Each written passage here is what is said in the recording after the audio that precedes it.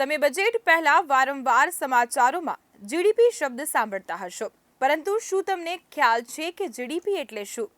તો હું આપને તેને સરળ ભાષામાં સમજાવું.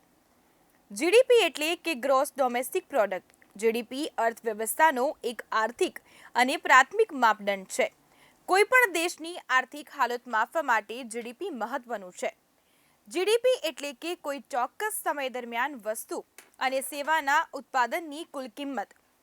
ભારતમાં કૃષિ ઉદ્યોગ અને સેવા મુખ્ય 3 ઘટક છે, જેમાં ઉત્પાદનની વધઘટના સરેરાશ પર જીડીપીનો આધાર રહેલો છે. જીડીપી વધે તો આર્થિક વિકાસ દર ઘટે છે. આ આંકડા દેશના વિકાસ પર આંગળી ચીંધે છે.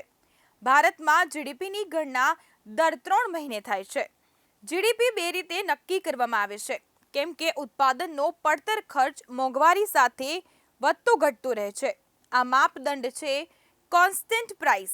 આ આધારે જીડીપીનો દર અને ઉત્પાદનનું મૂલ્ય એક વર્ષના આધારે ઉત્પાદનની કિંમત પર નક્કી થાય છે.